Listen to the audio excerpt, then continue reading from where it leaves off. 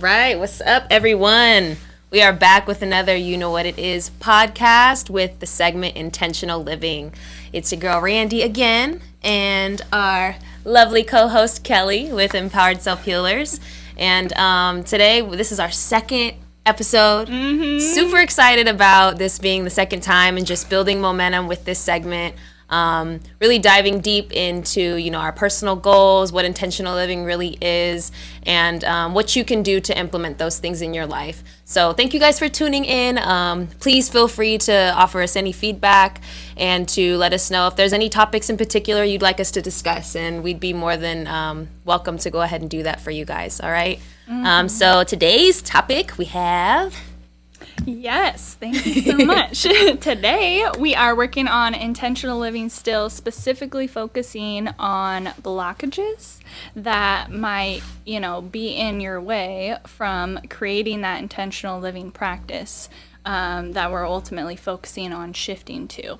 And then from there, how you can go about implementing that and what things are there to support you in those goals. So, Perfect.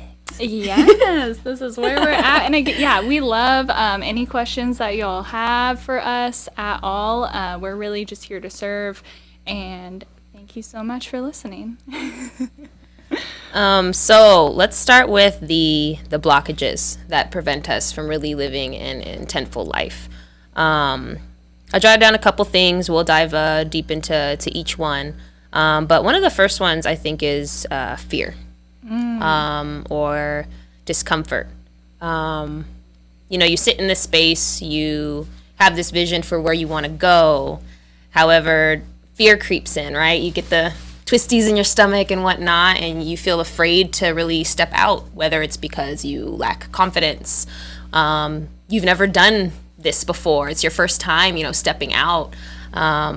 Maybe you don't have the resources or the support that's there to aid you in that journey. So there's a handful of reasons why I think that fear or discomfort would be a reason that, your intentional living is blocked and why you can't get over that edge. Yeah, absolutely. And just going off of that, I think a lot of times fear also, I imagine like a deer in headlights, like just frozen, analysis paralysis, like not moving anywhere at all, just like staying stagnant. Yes. And so when you think about, the opposite of that, where you want to go to, it's not just being the creator, the noun, the person, but as a verb, creating. Yes. Actively creating. You're not even thinking about it. You're just existing in the flow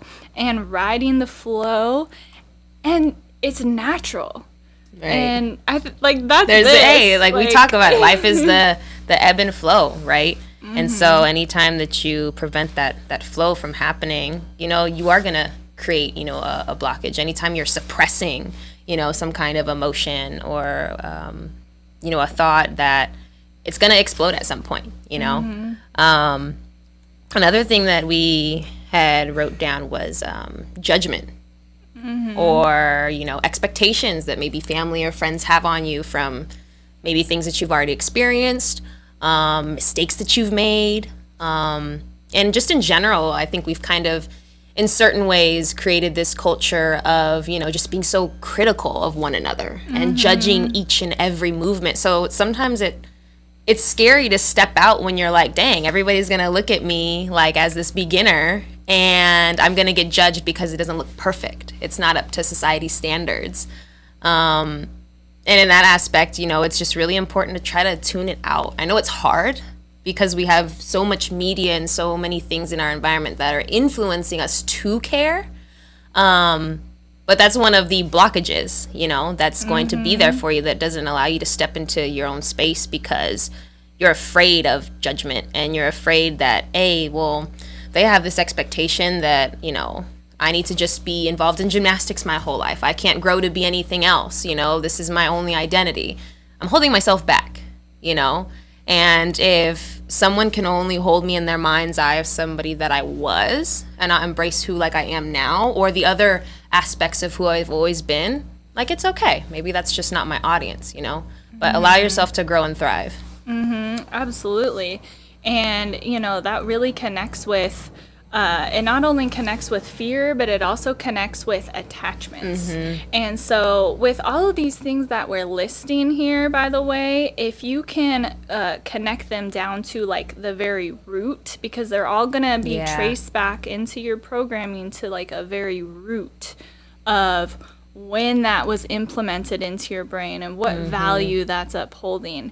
And as you practice certain things, such as, you know, noticing that you're fearful and still doing it anyway, noticing that you're attached to something specific, you know, a person, an outcome, whatever it is, and recognizing and identifying your attachment, or another word is addiction too, and, you know, creating a pause and choosing the path forward that honors truly who you are and what you're moving towards and everything.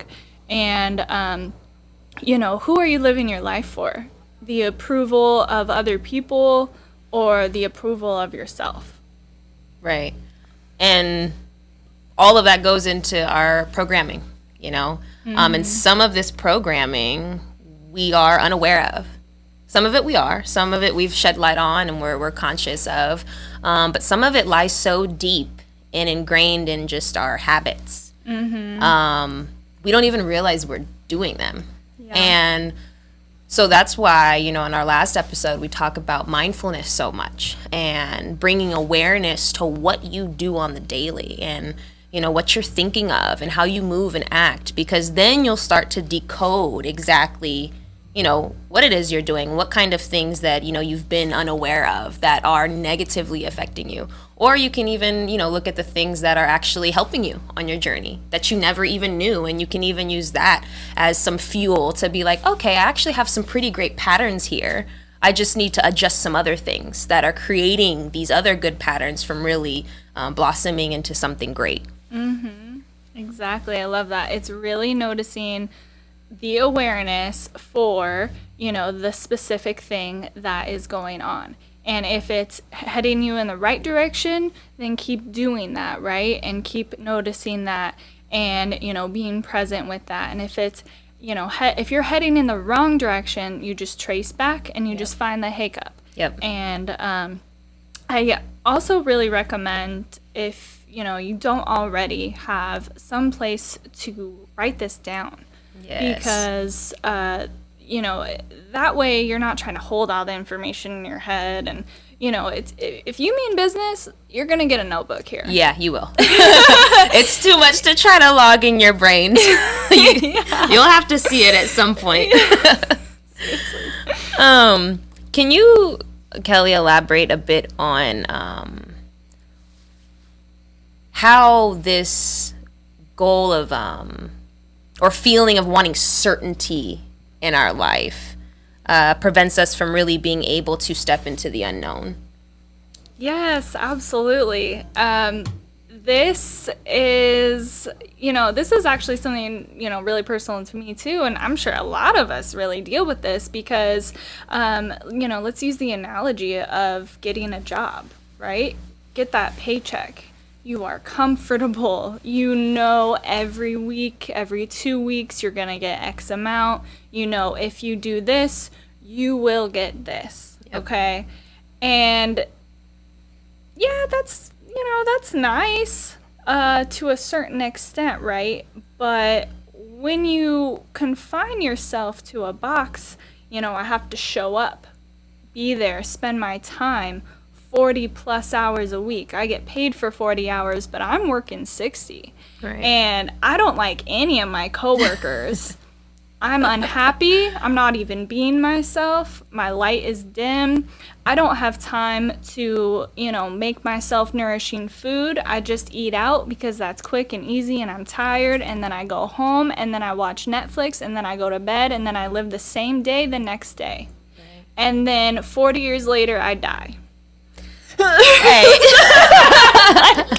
And then you die. You know, but what are we doing? Yeah. You know? So this comfort, this certainty sometimes that we're trying to strive for can also be that blockage. Yes. You know, not being afraid of change and the unknown. But if you look at nature, if you look at life and what it provides us as an example of how to live, there's seasons.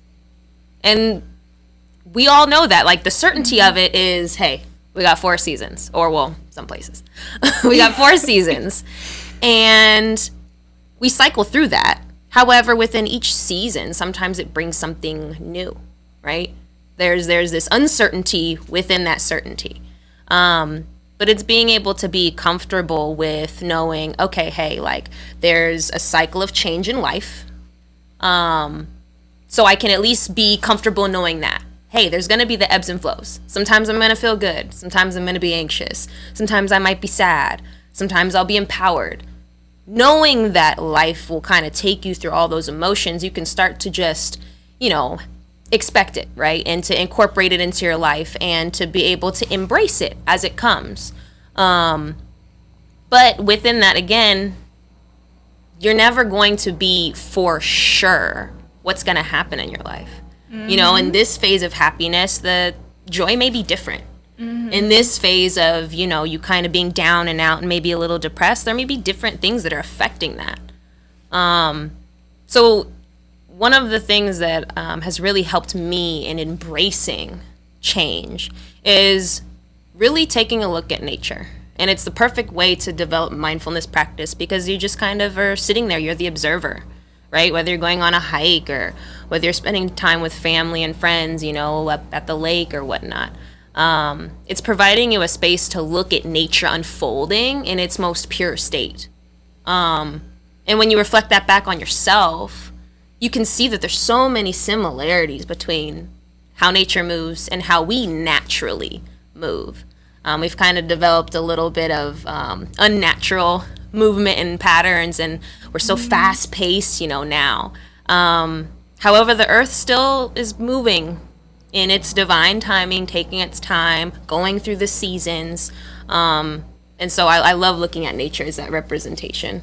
Oh, it's so beautiful. Yeah. I love that. Yes. Thank you. Yeah, and another thing, you know, going off of that, because it's, you know, the human natural cycle versus kind of like the world of where we are and these things that have been created for us, like they're unnatural actually. Mm-hmm. And it's kind of created this programming that we can't do both necessarily. Right. You can't, you know, be fulfilled, you know, while you're enjoying yourself. You can't, you know, be, you know, eating nourishing food or taking the time to do the things that you enjoy. You know, you're so focused, you know, on certain things that kind of take you away from that. And you can actually do both. You really can. And it's through the deprogramming process and the reprogramming process of which you can finally get to that alignment. Mm-hmm. And, you know, I gotta say, depending on what you've been through in this life, because I've noticed people with more deeply rooted trauma, the more intense your trauma is, you know, everything that we're talking about, it's going to be more complicated for you. It'll be a little more intense. It's more, there's a little bit more to it, but that's beautiful because, you know, again, back to as above, so below. It's that balance. It's that flow.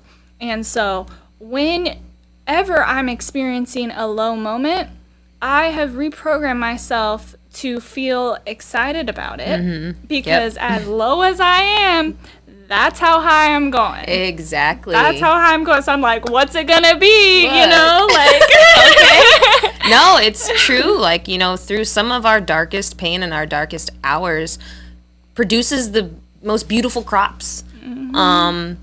You know, I speak about my poetry often because that used to be my journal. That was my, like, oh my God, I hate life. Like, what is life? I can't do this anymore. I'm not valuable. Like, I hate myself. And now I take stages and speak and recite, and it's an empowering moment. It's not one of doom and gloom. So it's just, you know, we all have gone through something. We all have a story, but it's figuring out, okay, how can I use this as a tool? You know, because someone who's lived in the slums their whole life, they probably have a unique perspective about how they can change that situation for the entire community. Because they know what it's like to live in the trenches, right? So there's a lot of, you know, positive things that you can take from that. And it's just, you know, it goes along with embracing the process. Sometimes it's gonna, you know, be painful and suck, but find something, you know, positive within it. You know, even if it's just like, dang, this sucks, but I'm sitting with it. You know, it can be as easy as that. Let's go ahead and move along to the different systems that we can create to go ahead and release ourselves from, you know, these blockages, these shackles, and this old programming. Want to kick it off? Yes. So ultimately, the full power of this, it's in your subconscious. And your waking brain is, you know, it's only active 10%.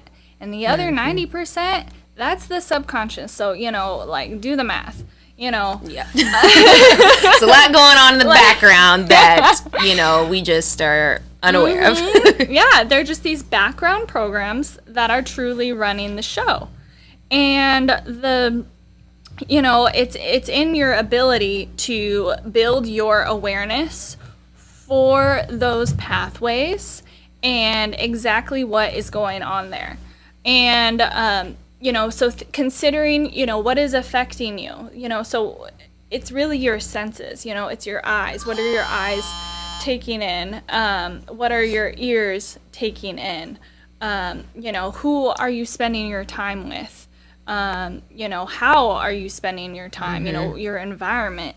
And it's really an awareness for every single variable and exactly how it's affecting you. And you can make it very simple. Do I feel good or do I not feel good? Right.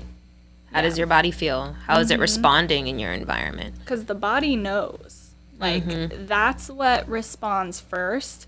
Before you have a thought or an emotion, there's actually a chemical reaction happening in your body. And so the body, it's gonna be felt in the body first. And then from there, you're gonna have an emotion about it. Yes. And, you know, maybe that's anxiety if you don't really know what's going on, but you just don't really feel very good. And you're like, you know. And then you're gonna kind of have a thought of like, you know, okay, I'm here in this situation. I don't feel good. I don't know why, but I think I should be here. That's your cue. You're talking to yourself of like, I should be here. Like, why? Why should, you know, start to question it. Right. And so a really powerful tool that works with the subconscious is actually curiosity. So, okay, elaborate on that a little bit. Just be a little, Bring that child energy out, man. Let the inner child come to play. Yeah. Oh man, as a kid, I was like, you know, Dad, why is that man wearing a hat? You know, why are we doing this? You know, why is the sky blue? You know, I was so curious. Right, just fascinated with life. Yeah. And when you're curious, it actually is a trick to your subconscious. Yes. Because it's not like a certainty statement or of like a, you know, I feel this, or like a vortex that you can get sucked into. It's more of like a, oh, what is this? And then the subconscious is like, oh, what is this? You know, and we're all just here like, oh, what's up? Okay, you know, and it kind of relaxes things. Yeah. And it actually kind of has the same effect on your subconscious as, I actually wanted to say this at the beginning of the show, and I think that this takes a lot of pressure and relief off too. So this is a little bit of a tangent, so I'm so sorry. Girl, hey, get it. You on one. Okay, we're flowing. Yes, we're flowing.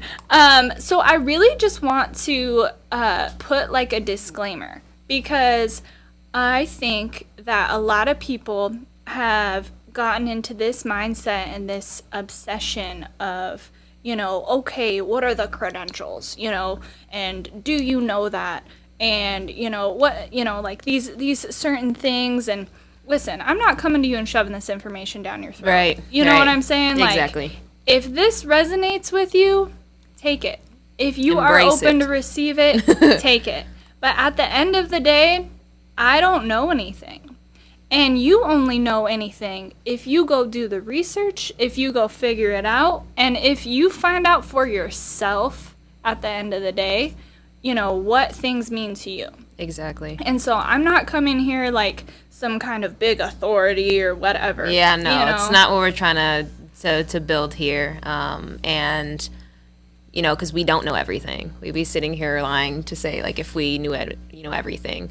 We're just here to share experiences from, you know, an interpersonal connection just with ourselves, what we've observed, what we've even noticed in our friendships and family, and any adventures that we've gone on. So we're speaking from experience and from what we studied, what we've researched. And not every single thing we're going to say is going to resonate, right? Because you may be in a point in your journey where you need to maybe hear 10 minutes of this, and then, hey, you got your dose, right?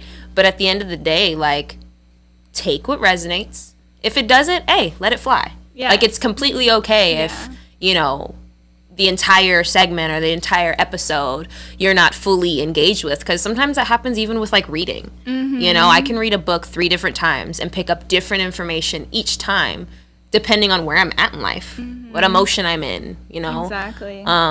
So yeah, thank you for bringing that up. Yeah. And what that does is it actually calms the ego, because this is where we, you know, in my opinion, how we've gotten here is being ruled by egos. You know, everybody's trying to show up in a certain way and like, you know, oh, who can do what? And, you know, especially here in Vegas, you know, it's really this kind of like, you know, oh, what can I get out of that person? You can't get anything from me. Like, no, I don't know anything. You know, bye. Right. You know, so everybody's egos can chill, and, you know, it's for, you know, not just me, but everybody. And I think that, you know, I'll start each episode with, you know, a kind of brief disclaimer on that, but that's kind of what it is. And that's directly working with the subconscious, and that's allowing the ego to chill, and that's allowing you to receive. And so that's just one example. And, you know, we're just, you know, philosophers here. We're just shooting the shit. Right. No, exactly. I think we're just being moved by spirit, that there's a message, and there's a message for, you know, whether it's ourselves in recording this, having some kind of revelation, or it's, you know, to inspire someone. You know, the purpose can be different with each episode. So, again, hey, let the information come and go as it pleases, you know. You don't have to sit here and think that you have to tackle everything that we're saying, or that everything we're saying is for you. That's for you to decide. You know, like, we're just, hey, planting seeds. Yep. It's your job to sit there and, you know, water whichever ones you want, water the ones that resonate. Like, hey, if some of them can't produce fruit right now, it's completely fine. But it's your journey, right? Absolutely. And I think in any journey, it's just important to not, you know, hold people, you know, and idolize, you know, anyone.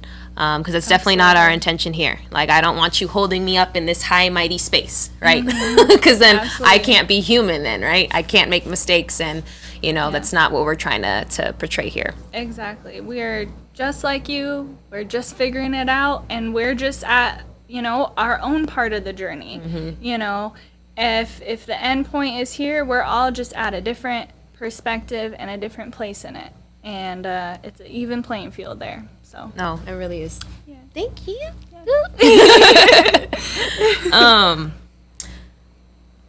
So when we're talking about these systems, right? She talks about diving into the subconscious mind, right? And that'll start with, you know, the body and your sensations. So noticing how you feel, noticing what you're thinking throughout your day.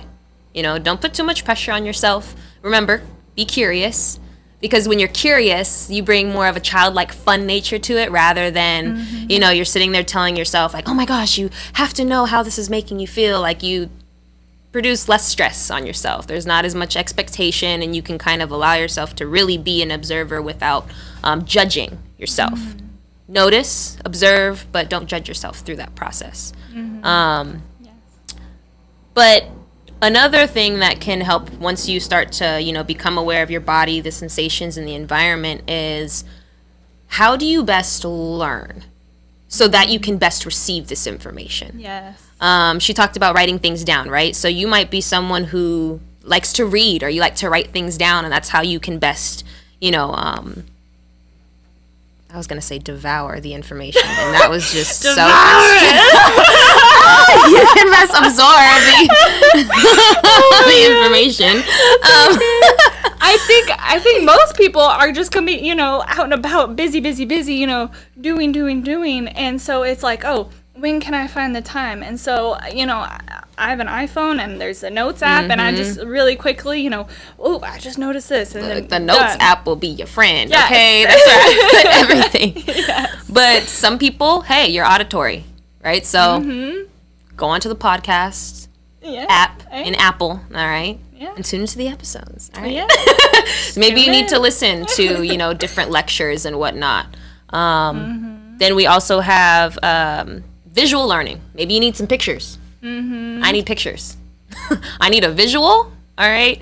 And I need to write, but that's also kind of it's a double visual for me, because when I'm writing, I'm visualizing it, and then that's what I'm seeing in my mind. Yes. And then we have the kinesthetic, so maybe you need to be like active while you're learning, right? Some people can like run or ride a bike or something and like watch a movie, and I just don't understand like how you can do both of those things. Are they wearing those glasses where it's like the one? No, like they'll have the screens, like in the workout spaces. They'll have the screens, like you're watching like a movie. Yeah, like you're in the gym and no.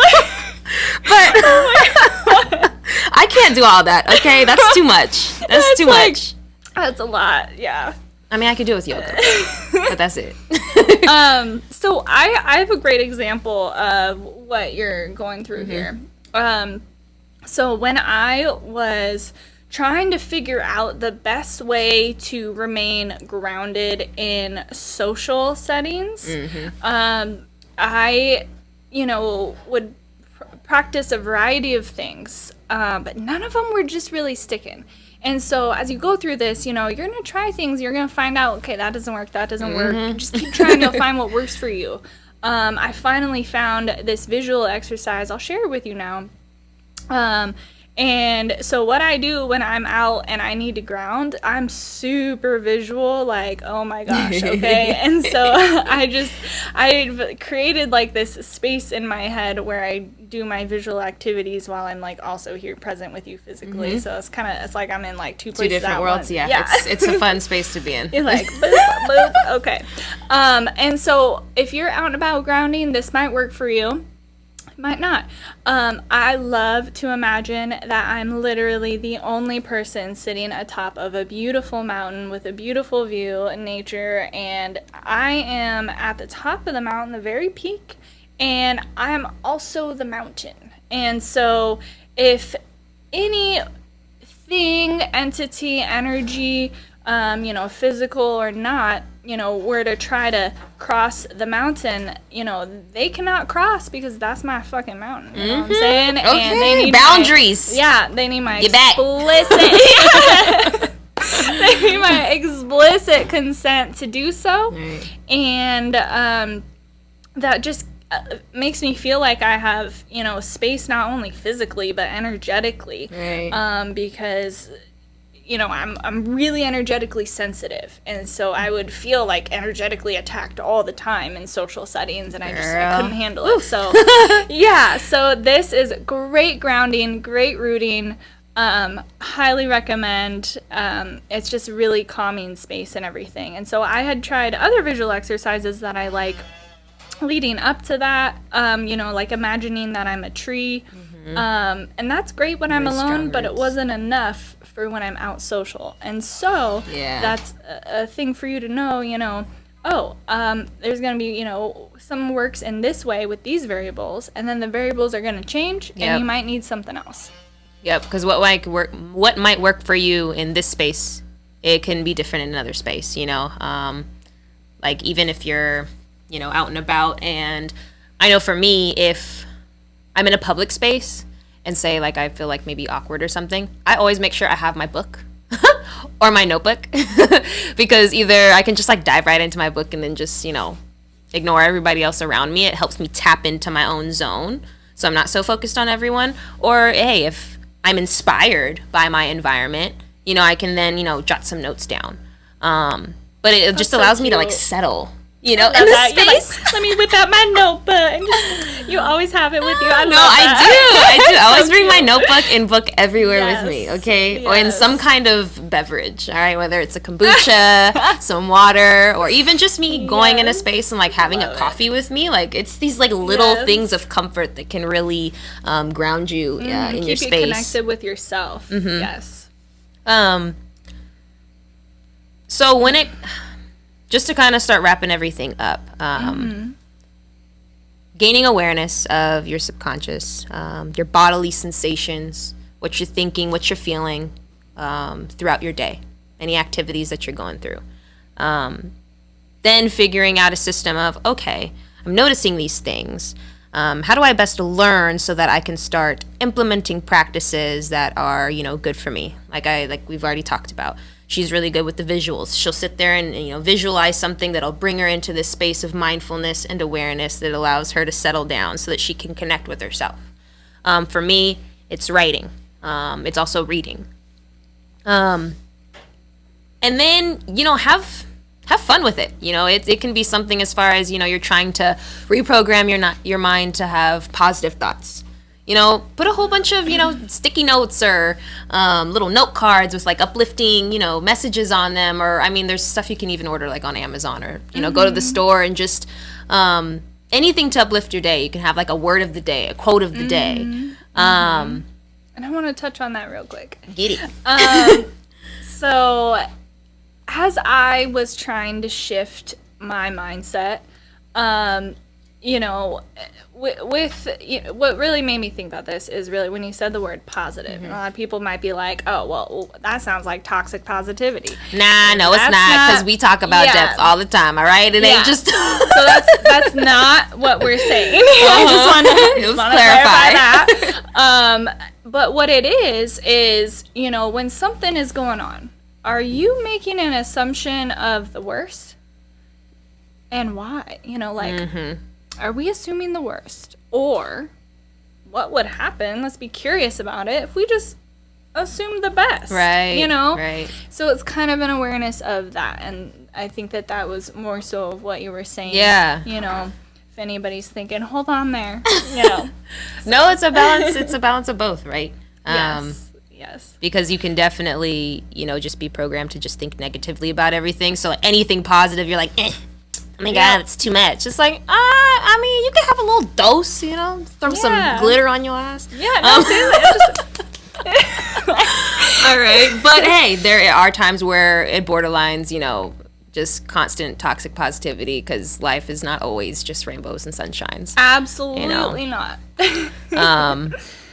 But once you figure out, you know, how you learn, what you want to use as a tool to start reprogramming your mind and removing these blockages, then it's just practice. And everything's a practice. You're practicing the whole time. Each of those steps is actually a practice. Yes, exactly. And so really if you're someone like me, and I think you mentioned it too, you know, where you kind of have perfectionist tendencies.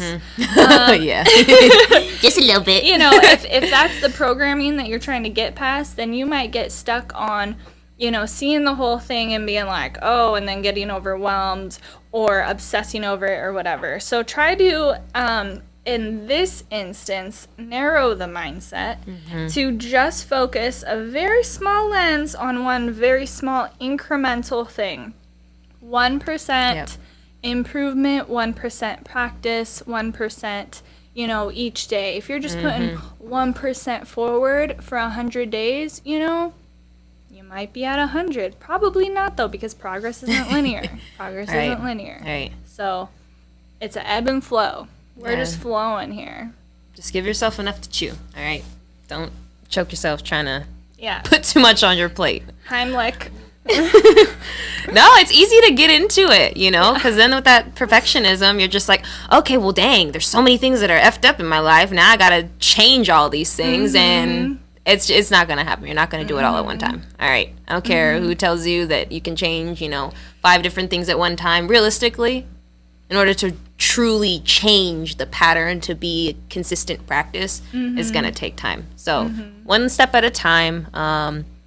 Give yourself some credit and some encouragement each day. One thing that I like to do is kind of reflect on my wins for the day, and just, anything positive that I can, think to encourage me to just keep practicing. Yes. It's a lot of, self-talk that is empowering for you. And even if you have to fake it a little bit, it might take you kind of having to just say the things and like not truly believing it and feeling it, but then maybe having an experience, and then you do start to feel it and to connect with the words that you're saying. Actually, that, before I was really connected with my authentic self, when I was just trying to get myself to stop being so negative all the time, I actually did practice that fake it till you make it type of attitude, and I gotta say, it actually worked for me. Okay. It actually, it works. You might not believe it now, but, eventually, hey, with practice, you're going to start digesting that information. Your subconscious is going to start programming that, whether you realize it and can feel it or not. It's happening. Because, okay, God, I'm like, damn.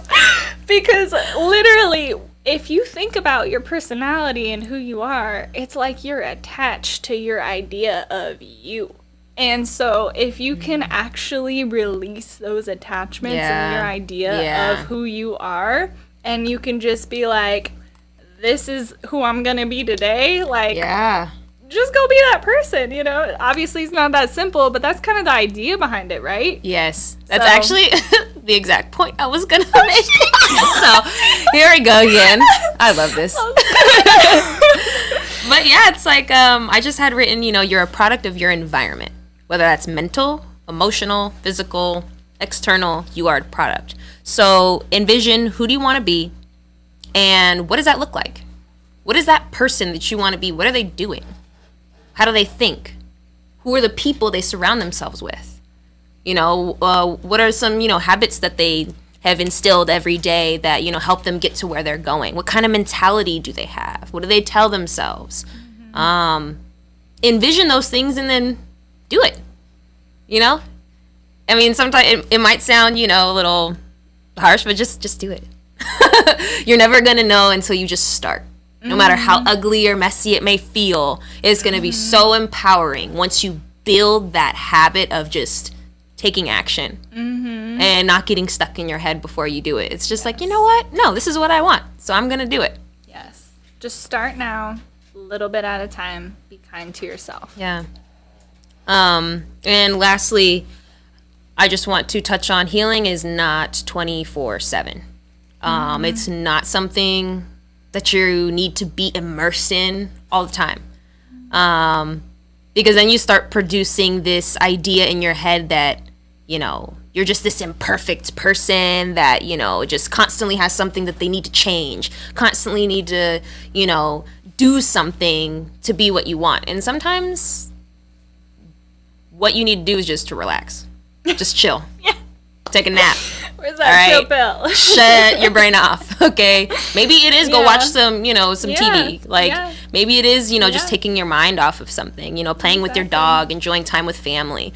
So allow yourself that time to rest, because that's when you're going to let your subconscious really start to work, because when you're overworking your mind with all of these things, it can get, your nervous system acting up. So, take your time with it. Give yourself those chunks and provide yourself rest within the process. Yeah. So, I think it sounds like, what you're really saying is it's not so much of an active do, but actually the integration aspect, which is the rest, the sleep, the whatever it is that you do, to allow the integration, that's really important. Yeah. Yeah. All right. Well, we want to thank you guys so much for tuning in with us today. It was another great session. Super grateful for Kelly. Super grateful for Vari over there. Yes, with the Vari. camera angles, working them. All right. But yeah, we're just very grateful for this space. We're grateful for the community that we wish to build. We want to work and build with you guys. So again, any questions, comments, feedback that you would like to provide, leave in the comment section. Reach out to us on Instagram. And thank you guys so much. Absolutely. Thank you all so much, Randii. Vari, I see you. Thank you, everyone. One person, nobody. I don't know. Appreciate y'all you. listening. Yeah, we talking to all you y'all. there. All right, y'all. We out.